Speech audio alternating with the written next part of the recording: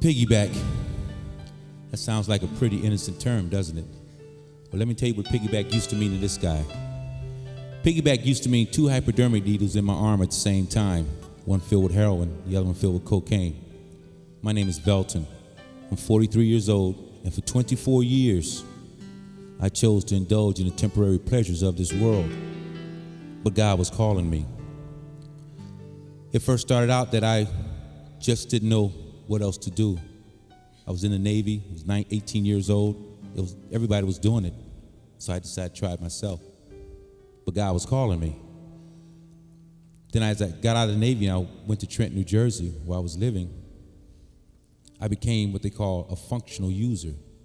I could still use and still go to work and still function socially and be friends with everybody, but I was still using, but God was still calling me. And then I became a thinking user. And long before I even knew it, the trap had been already set by the devil, and I was hopelessly lost. And I didn't know what to do, but God was still calling me. And then I said, I'll get really intelligent. What I'll do is I'll leave Trenton and I'll go somewhere else. But why that didn't work is because wherever I went, there I was. Well, there you are. But God was still calling me. And so when I got to Virginia, I became really, really depressed because all my people were in New Jersey and I was down there by myself. And so I started using again, even heavier, but God was still calling me. I went to a rescue mission, stayed in rescue mission 17 months, got saved, fell, but God was still calling me. That's right. I was blessed with a beautiful wife, and I backslid with her. She's here today, and she's hearing my testimony for the first time, but God was still calling me.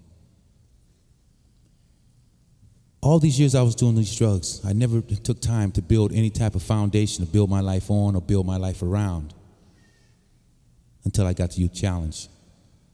God stopped calling me. He started talking to me. And I gave my life to Jesus.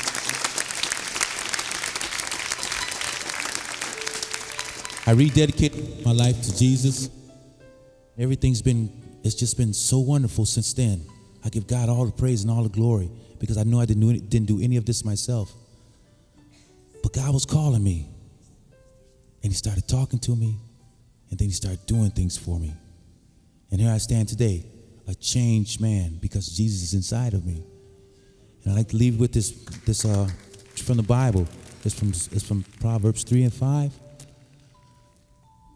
Trust in the Lord with all your heart and lean not on your own understanding, but in all thy ways acknowledge Him, and He will guide you.